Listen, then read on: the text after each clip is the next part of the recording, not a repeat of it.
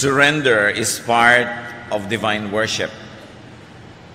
We surrender to the Lord takes over the kingship in our lives, and errors are corrected, strength is gathered, life is beautified. Isa po talagang bahagi ng malalim na pagsamba ang pagsusuko ng lahat-lahat sa Panginoon, lalong-lalo na mga bagay na hindi natin dapat na ipagkait sa Kanya, mga bagay na hindi natin dapat ikubli o itago. There are so many broken homes around us, and one of the reasons is because the husband or the wife fails to surrender very important things to the Lord, and one of that is to surrender in terms of faithfulness to the spouse. Ang atin ngayong sisimula na serya ng pag-aaral is how to have peace in the family, and particularly this time we're going to discuss be faithful to your spouse.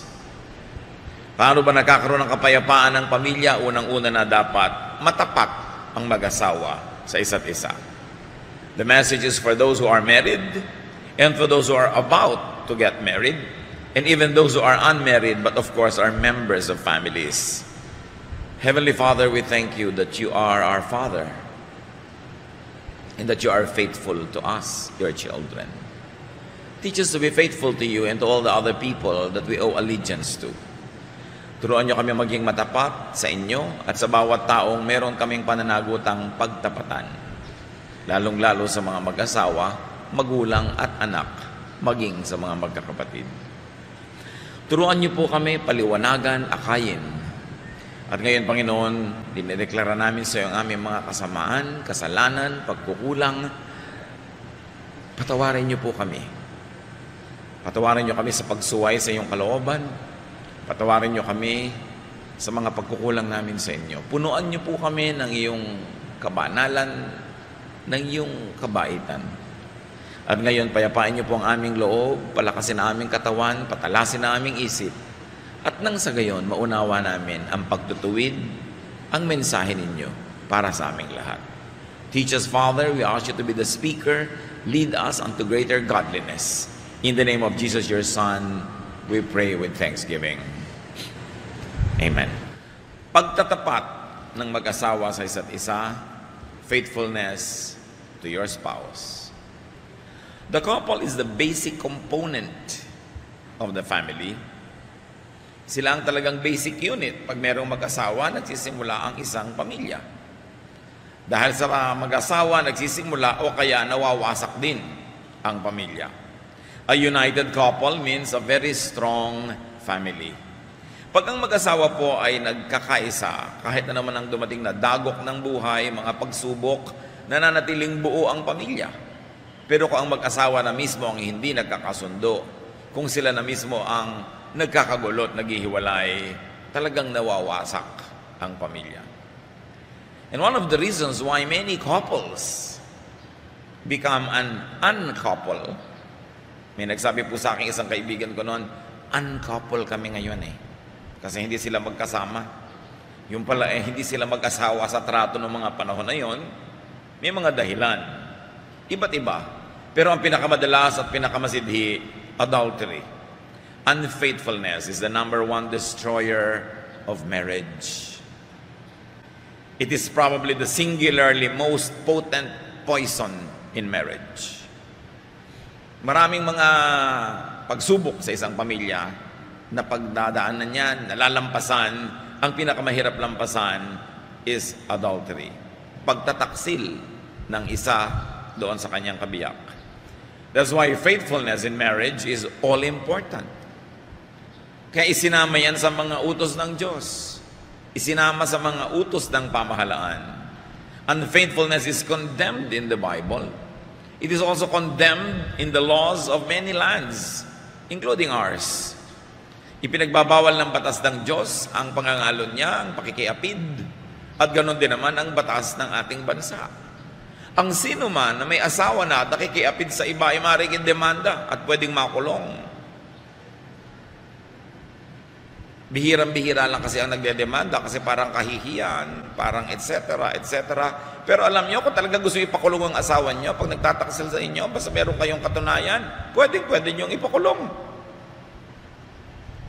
Mabuti na siguro makulong siya doon kaysa makulong siya sa bisig ng isang kulasisi. Faithfulness in marriage is commanded by God. So dapat yung sinusunod, huwag kang makikiapid, at huwag mo rin ito tolerate. Kasi pag may nakikiapid at kinukonsinti mo, you are also not obeying the commandment of God. Accessory ka to the crime. Ipagpalagay ng hindi ikaw yung nangangalon niya, hindi ikaw yung nakikiapid, pero asawa mong tinotolerate mo lang, partner in crime ka na rin. Kasi inuto siya ng Diyos na dapat ituwid. Unfaithfulness is forbidden and condemned. Exodus 20:14, one of the 10 commandments, be faithful in marriage, or you shall not commit adultery. Unfaithfulness was punished with death in the Old Testament. Kaya kung sa mga ibang bansa, darating ka at doon sa kanilang mga formalities, nakalagay, death to drug traffickers. Sa Old Testament, death to adulterers. Leviticus 20, verse 10.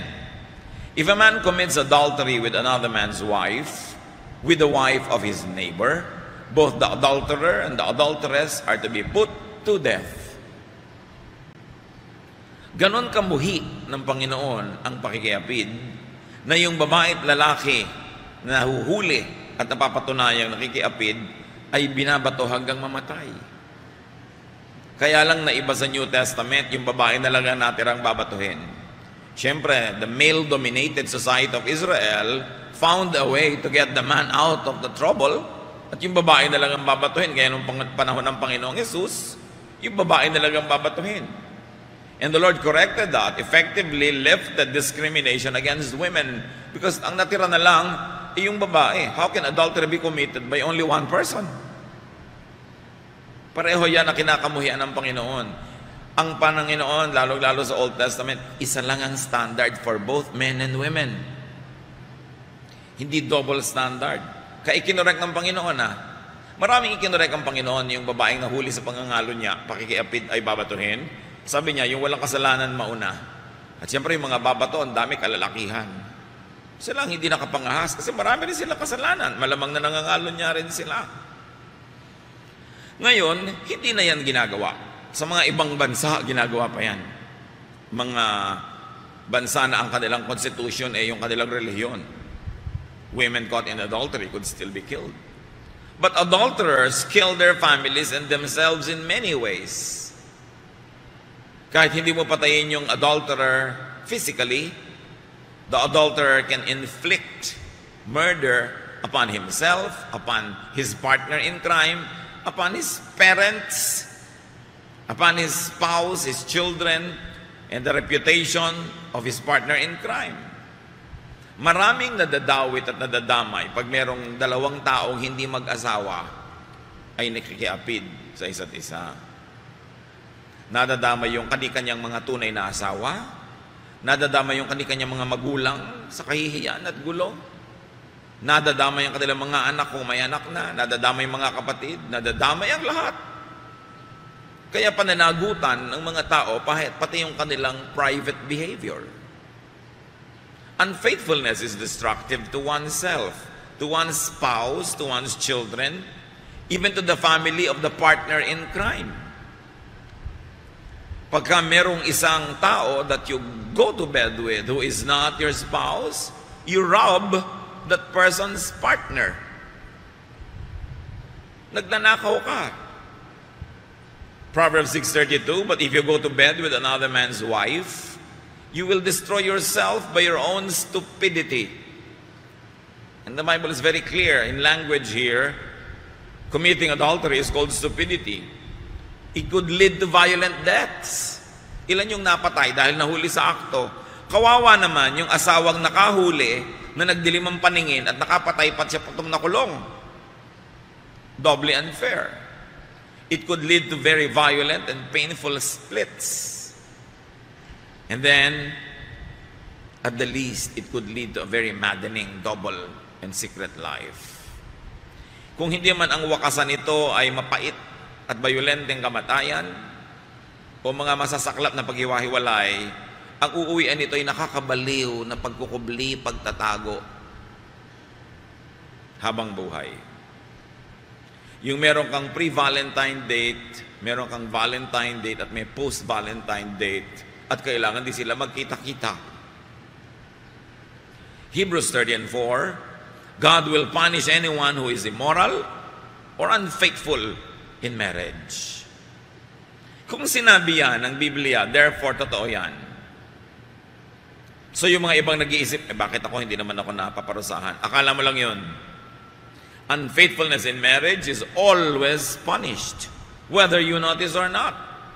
You could be punished by what happens in your life that should not be happening, or you could be punished by what does not happen that should be happening. Pwedeng may mga blessing dapat na darating sa iyo, mga kagalingan, kabutihan na hindi darating as punishment, pero hindi mo na napansin dahil hindi mo naman na-miss, dahil hindi pa nga dumating. Pero ang sabi, laging pinarurusahan ang pangangalo niya. So avoid unfaithfulness. Respect your own marriage. If you cannot respect your very own marriage, what else will you respect? Kung bababuyin ng isang tao ang sarili niyang matrimonyo, ano pa ang igagalang niya? So you respect your spouse. You respect yourself. Marami mga nangangalo niya, nakikiapid ang kung ano-anong mga indignities ang nararanasan sa pagtatago, sa pagkukubli, sa pagsisinungaling, dahil nga hindi naman talaga marangal ang ginagawa. Respect your own children. Can you imagine what will happen to your children if you got found out and you split with your spouse? What happens to the children? Respect your in-laws. Pinalaki, minahal, inaruga ng yung biyenan ng napangasawa mo, pagkatas gaganunin mo lang sila. And you respect your partner in crime. Actually, yung I love you kahit may asawa kang iba, love me kahit may asawa ako, actually kayong dalawa nagbabastusan nun. Binabastos mo ang sino man na nakikiapid ka na hindi mo siya asawa. You violate the person you go to bed with if he or she is not your lawfully wedded spouse. And very especially and doubly wrong when that person is married to someone else.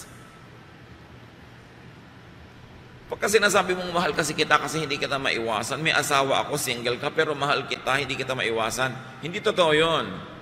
Kasi kung mahal mo yung isang tao, mamahalin mo ang kanyang kinabukasan. Mamahalin mo ang kanyang puri. Mamahalin mo ang kanyang dangal. Hindi yung mapagbigyan mo lang ang yung pagnanasa at magpapanggap kang pagmamahal yon. You've got to also respect your partner in crime's family because they too are violated. Adultery is not a private sin. While it is conducted privately, most of the time, the effect is really not private at all. You also have to respect the law of the land because it is forbidden by the law of the land. And above all, respect God because it is one of God's most important commandments. Hebrews 13:4, have respect for marriage.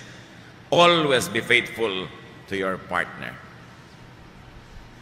Kaya kailangan napaka-faithful natin sa ating partner. Avoid unfaithfulness. How do you do that? Want what you got. Kailangan kung sino yung napunta na sa'yo, napakasalan mo, pinakasalan mo, ibigin mo na yun. Hanapin mo na lahat ng katangian nun, patawarin ang mga kakulangan, punuan mo ng iyong mga sariling, pampuno ang kakulangan niya, discover the great wealth that is in your spouse. Teach yourself to be happy with your own husband or with your own wife.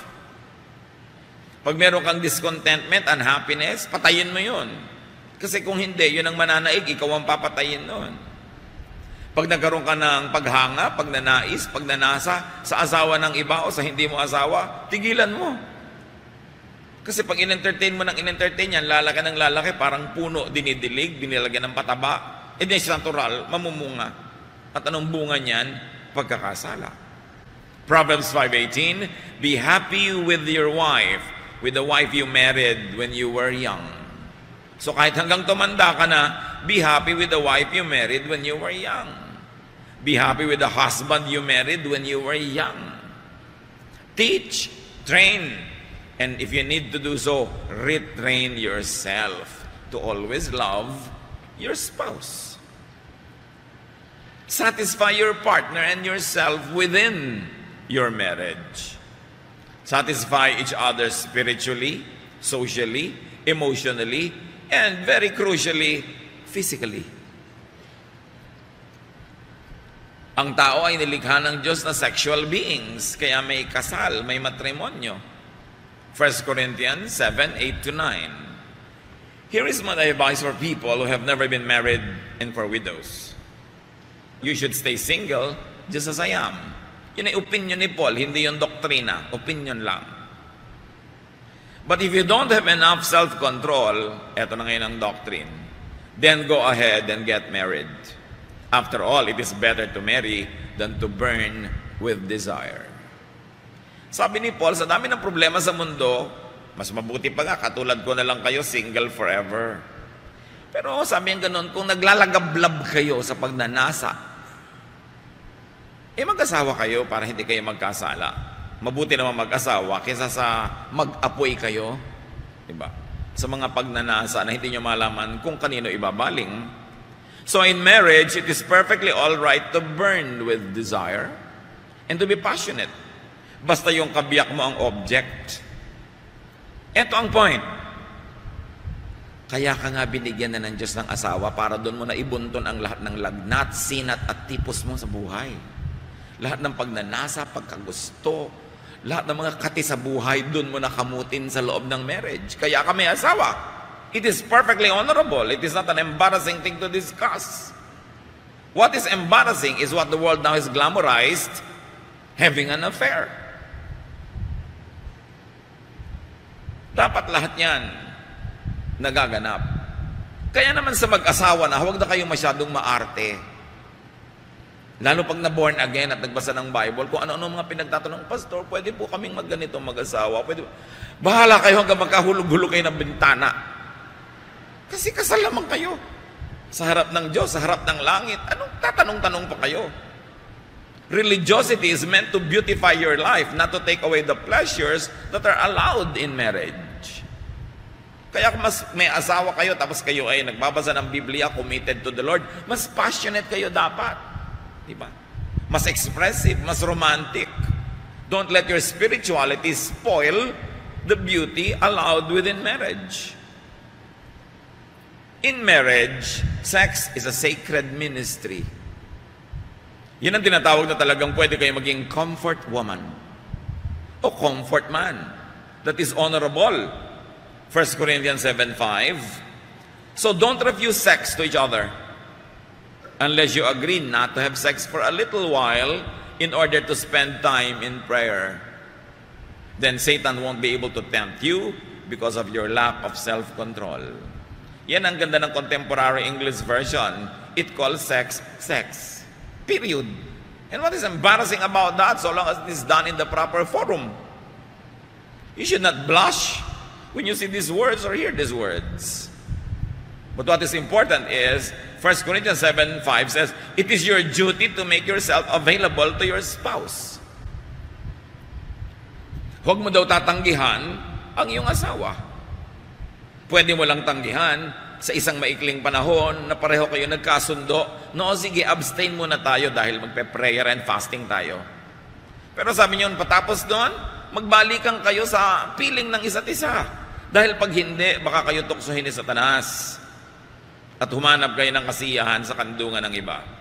Kaya alam nyo, hangang-hanga ako sa ating mga kapatid, mga kababayan, na nagtitiis, nagdurusa ng mga ibang bayan para lang magtrabaho at mag-survive ang family.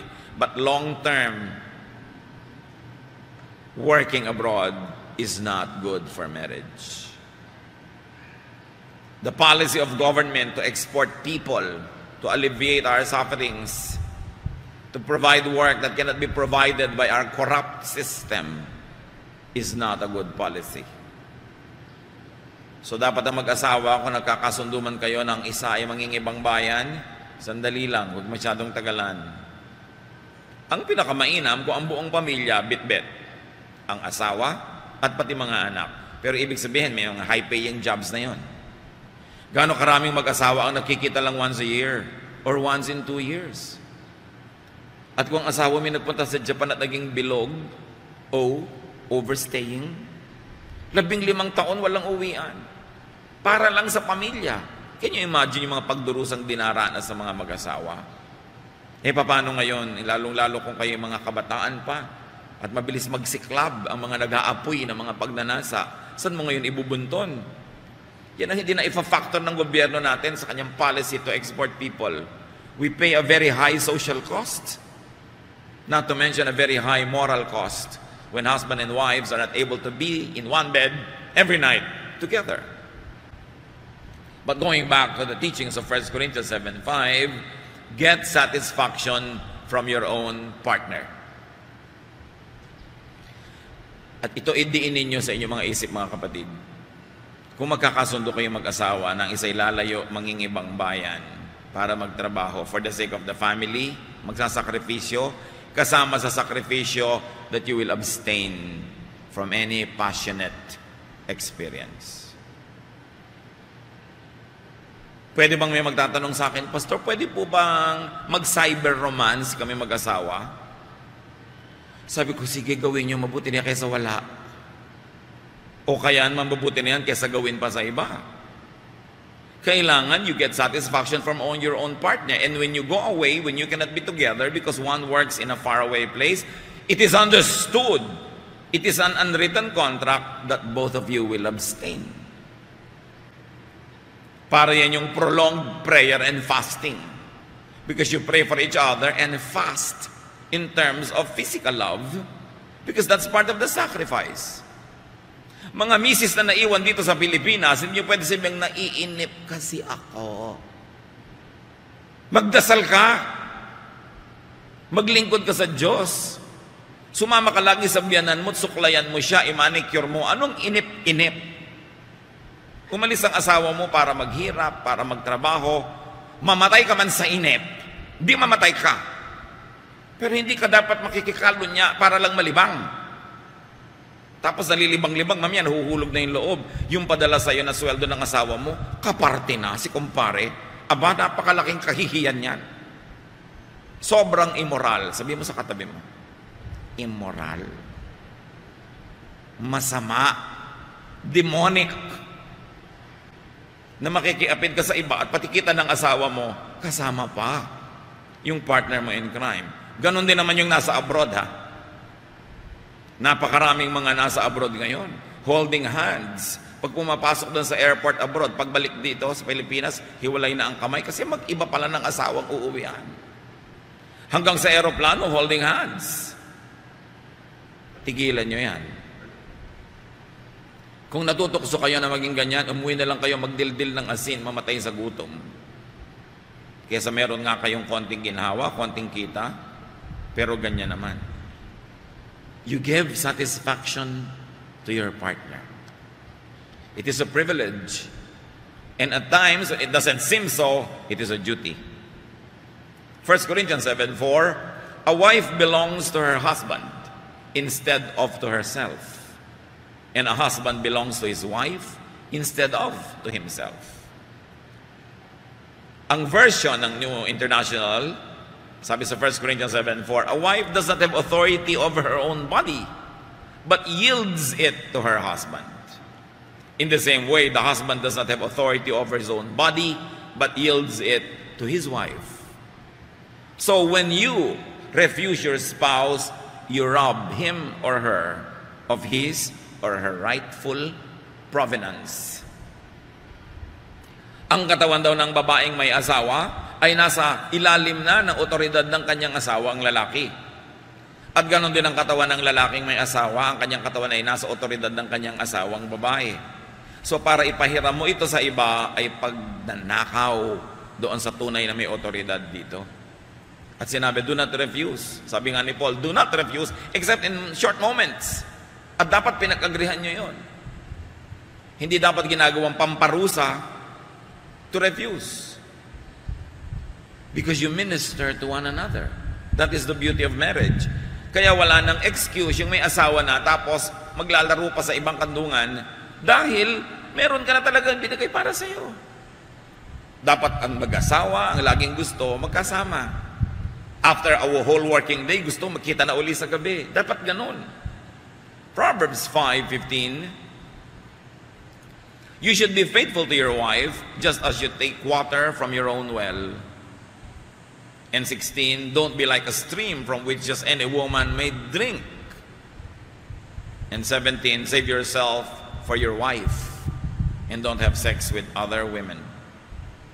So ang sinasabi dito, kumbaga ikaw ay balon, huwag mong hayaang may ibang babaeng umigib mula sa iyo and drink from your own well. It is only for your wife.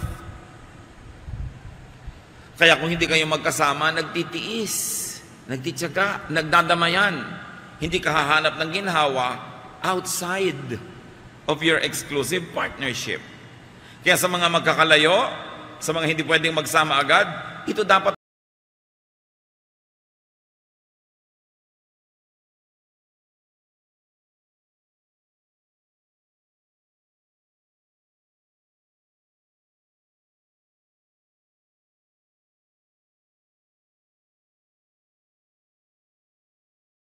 nyo ba ang inyong asawa? Sabihin nyo nga ngayon yung may katabing tunay na asawa. Diba? I'm saving all my love for you. Pagka si OFW dumating, ipapakita ng asawa. Diba? Anong ipapakita? Yung bank account. I'm saving all your earnings. Hindi ko ibinibigay sa mga kamag-anak ko. And I'm saving all my love for you. Dapat ganon. At ganon din yung lalaki. Pagka ganon, pwedeng magkahiwalay basta marunong magtiis.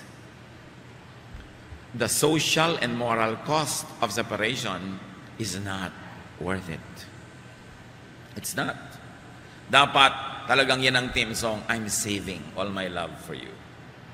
But of course, the main theme of that original song is not very honorable. Yung line lang na yon ang kinukuha natin. I'm saving all my love for you, my lawfully wedded husband or wife. Proverbs 5:18-19, be happy with the wife you married when you were young. She is beautiful and graceful like a deer. You should be attracted to her and stay deeply in love. So ladies, stay beautiful as much as you can. And men, stay handsome. Tulungan nyo naman yung asawa nyo na patuloy kayong pagnasaan. Hindi yung kayo iwasan, yung pag nakikita kayo pa nakakapagod dito, ay trabaho ito, ay mabaho ang paa, di ba? Ay hindi naghilamos. You stay pretty, you stay handsome for your spouse para ganahan siya. Men, help them stay beautiful. Pag daw may babaeng pumapangit, 90% of the time, asawa ang dahilan. Nasa alaga yan. Malakas magpapangit, yung pagseselos, pag-aalala, pagdududa. Next to walang budget. Okay? Pero mas yung ang asawa mo kung saan-saan dumarapo, yan, pumapangit tuloy. Kaya tuloy, nagpapagandang pilit. Kaya kuminsan kung ano ng disastrous effects ang nangyayari kay Mrs. na pinipilit maging kamukha nung kerida. Eh yung asawa mo may kulasising 14 years old, ikaw 60. Can you imagine the comedy that will happen? When you try to look 14, kawawa naman yung mga babae na napipilitang magpakaganyan-ganyan, magpa-opera, kung ano pinaggagawa, para lang patuloy na maakit ang kanilang mga mister. Siyempre, masakit sa isang babae na kasama niya yung mister, may dumaan lang na bata-bata, talaga namang halos nagpangin na nung asawa niya. Kaya kung ano-anong gagawin niyang gimmick, para maging ganun din siya. But remember, it is the wife of your youth, not the youth of your wife, that the Bible teaches us to be faithful to. Proverbs 5:20, don't go crazy over a woman who is unfaithful to her own husband. Men, listen to this, and also women. Sabi niya, huwag kayong mahibang, huwag kayong mabaliw sa isang taong nagtataksil sa sarili niyang asawa para lang makipagtagpo sa inyo. Kuminsan, it's good food for your ego. Wow, pinagtataksilan ng babaeng ito ang husband niya para lang sumama sa akin. Pero paano nyo igagalang ang isang babae na para lang sumama sa inyo, binababoy yung sarili niyang asawa at ang kanyang sarili? Paano mo rin igagalang yung lalaking ganon? Meron pa mga nagtatanong sa akin sa Facebook, meron po akong boyfriend, nahulog na yung loob ko, kaya lang hulog na yung loob ko nung nalaman kong may asawa. Tapos, sabi po niya, ilihim namin sa asawa niya ang aming relasyon. Sabi ko, gaga ka ba? Ang ganda-ganda mong tao, ang husay-husay mo, isa ka lang lihim. Women, don't permit yourself to become just one man's secret. Magpakatalino kayo. If a relationship has to be a secret, you have no part being in it.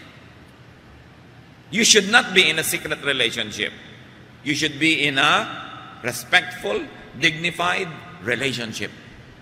Kung ililihim lang kayo, tapos ang Valentine date nyo, February 1, ang layo pa, bakit kayo papayag? You are entitled to a better treatment. Nahulog na pong loob ko. Damputin mo yung loob mo. And walk away. Hulog-hulog ng loob. Napakadali naman kasing mahulog ng loob ng mga Pilipina. Matextan lang ng 3 beses na kumain ka na ba? In love na. Kailangan hindi hinuhulog yung loob hanggang hindi ka nag-iimbestiga, hindi mo nalalaman na pwede rin pala siyang buong-buong mahulog sa'yo. Don't be one man's secret. Or a woman's secret. It's not the way to live your life. Isang beses ka lang mabuhay sa mundo. Get your best crack at life. Be fair to yourself.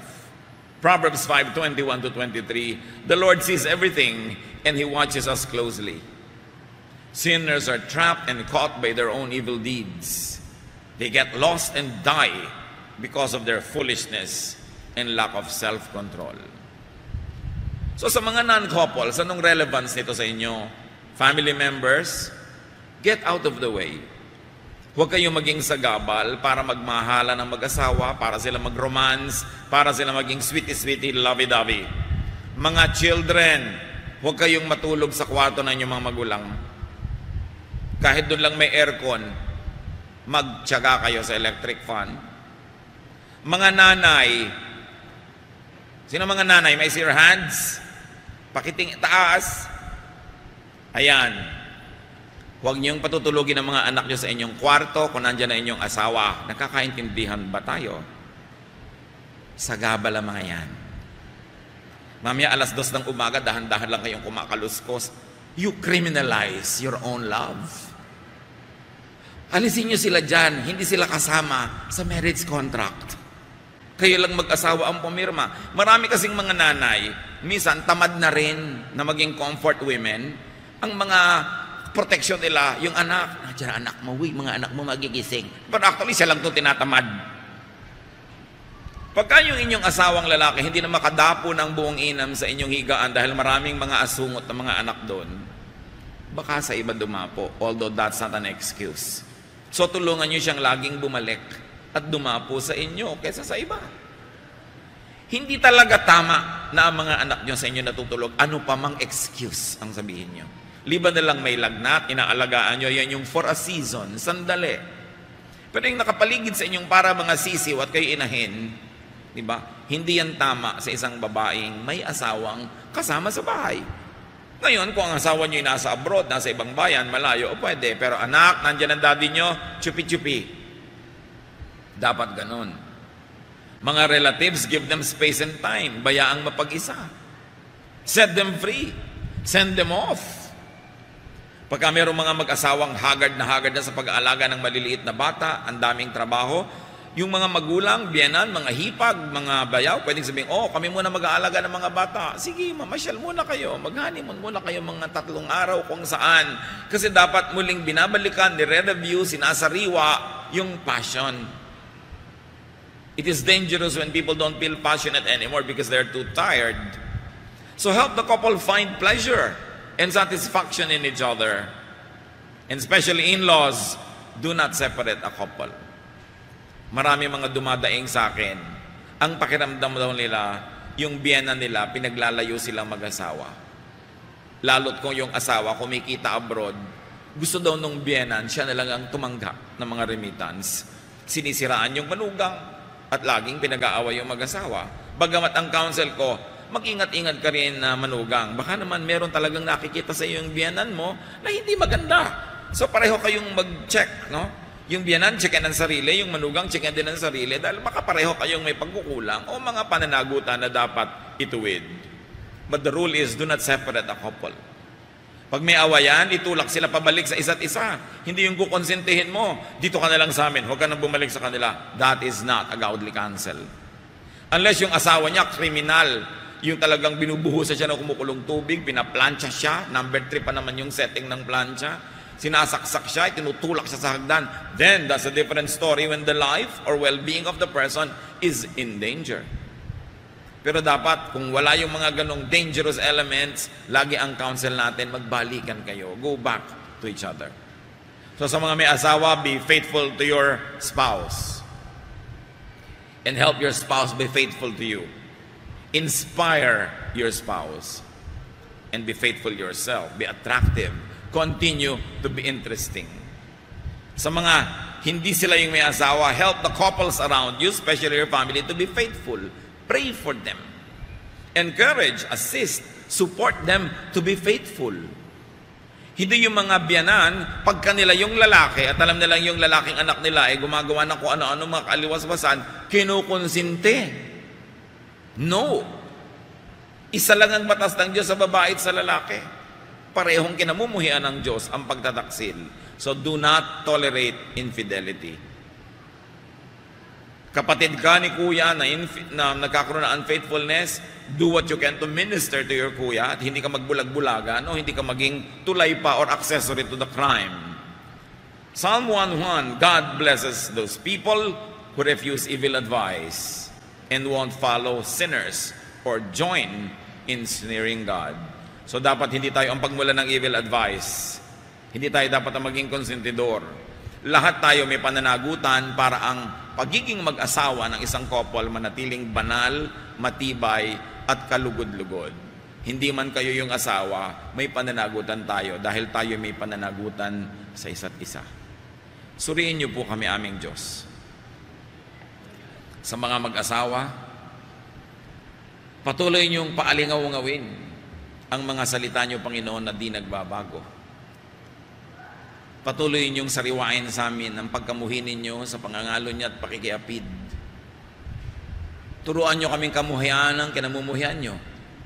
Sundin ang iniuutos niyo at malugod kami sa iyong kabutihan at kaayusan.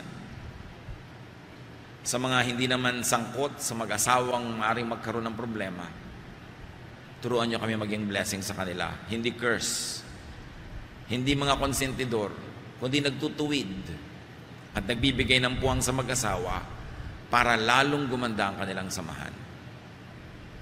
Doon sa mga tao, Panginoon, that fall in the cracks, those that fell into very, very horrible marriages, those that have fallen for married people or married who have fallen for other people, lalo kayong magparamdam sa amin, Panginoon.